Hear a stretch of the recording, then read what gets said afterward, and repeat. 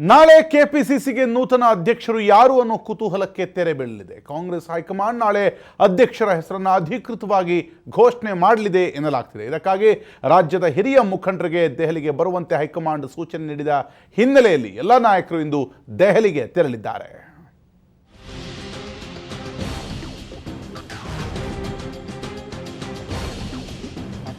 ಈ ತಿಂಗಳ ಕೊನೆಯಲ್ಲಿ ಕೆಪಿಸಿಸಿಗೆ ನೂತನ ಅಧ್ಯಕ್ಷರ ಹೆಸರು ಘೋಷಣೆ ಆಗಲಿದೆ ಎಂದು ರಾಜ್ಯ ಕಾಂಗ್ರೆಸ್ ಉಸ್ತುವಾರಿ ವೇಣುಗೋಪಾಲ್ ತಿಳಿಸಿದಂತೆ ನಾಳೆ ಕೆಪಿಸಿಸಿ ಕ್ಲೈಮ್ಯಾಕ್ಸ್ಗೆ ತೆರೆ ಬೀಳಲಿದೆ.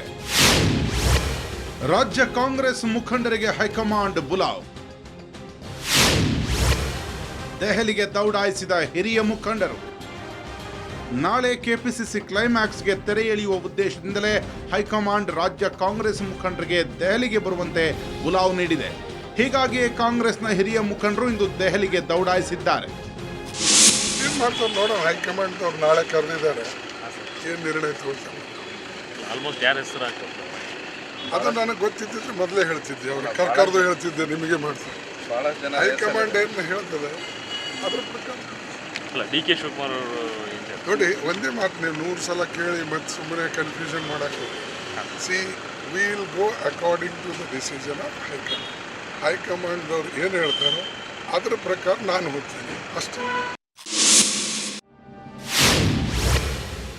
ಹೈಕಮಾಂಡ್ ಸೂಚನೆಯ ಮೇರೆಗೆ ಸಿಎಂ ಸಿದ್ದರಾಮಯ್ಯ, ಕೆಪಿಸಿಸಿ ಅಧ್ಯಕ್ಷ ಪರಮೇಶ್ವರ್, ಕೆಪಿಸಿಸಿ ಹುದ್ದೆಯ ರೇಸ್ನಲ್ಲಿರುವ ಸಚಿವ ಡಿಕೆ ಶಿವಕುಮಾರ್, ಸಚಿವರಾದ K J George, ಆರ್.ವಿ. Deshpande, Ramesh Kumar, Roshan Baig, MB Patil ಹಾಗೂ ಹಿರಿಯ ಮುಖಂಡರಾದ ಮಲ್ಲಿಕಾರ್ಜುನ ಖರ್ಗೆ, ಕೆಎಚ್ ಮುನಿಯಪ್ಪ ಸೇರಿದಂತೆ ಹಲವರು ದೆಹಲಿಗೆ ಪ್ರಯಾಣ ಬೆಳೆಸಿದ್ದಾರೆ. ಕೆಪಿಸಿಸಿ ಅಧ್ಯಕ್ಷರು ಯಾರಾಗ್ತಾರೆ ಅನ್ನೋ ಗುಟ್ಟನ್ನ ಹೈಕಮಾಂಡ್ ಇನ್ನೂ ಬಿಟ್ಟುಕೊಟ್ಟಿಲ್ಲ. ಆದರೆ ಆಕಾಂಕ್ಷಿಗಳು ಮಾತ್ರ ಅಂತಿಮ ಹಂತದವರೆಗೂ ಲಾಬಿ ನಡೆಸುತ್ತಿದ್ದಾರೆ. ಅದರಲ್ಲೂ ಜಿ ಪರಮೇಶ್ವರ್ ಹಾಗೂ ಡಿಕೆ ಶಿವಕುಮಾರ್ ಮಧ್ಯೆ ತೀವ್ರ ಪೈಪೋಟಿ ಇದೆ. ಇದೇ ವಿಚಾರವಾಗಿ ನಿನ್ನೆ ಸಿಎಂ ಭೇಟಿ ಮಾಡಿದ ಡಿಕೆ ಶಿವಕುಮಾರ್ ಇಂದು ಮಲ್ಲಿಕಾರ್ಜುನ ಖರ್ಗೆ ಅವರನ್ನ ಭೇಟಿಯಾಗಿ ತಮಗೆ ಬೆಂಬಲಿಸುವಂತೆ ಮನವಿ ಮಾಡಿದ್ದಾರೆ. ನಾನು ಯಾರಿಗೂ ಹೇಳಿಲ್ಲ, ದಯವಿಟ್ಟು ಕೈ ದೆಹಲಿ ಹೋಗ್ತಿದ್ದಾರೆ ಸರ್. ದೆಹಲಿ ಹೋಗ್ತಿದ್ದಾರೆ ಸರ್. ಅಲ್ಲ, ನಾಳೆಯಿಂದ ಈ ಕ್ವಶನ್ ಕೇಳಕ್ ಆಗಲ್ಲ. ನಾವು ಇವತ್ತು ಲಾಸ್ಟ್ ರಿಯಾಕ್ಷನ್. ಇಷ್ಟೆಲ್ಲ ಬೆಳವಣಿಗೆಗಳು ನಡೆದರೂ ಅಂತಿಮವಾಗಿ ಯಾರು ಕೆಪಿಸಿಸಿ ಗದ್ದುಗೆ ಏರ್ತಾರೆ ಅನ್ನೋದಕ್ಕೆ ನಾಳೆ ಮಧ್ಯಾಹ್ನದವರೆಗೂ ಕಾಯಲೇಬೇಕು.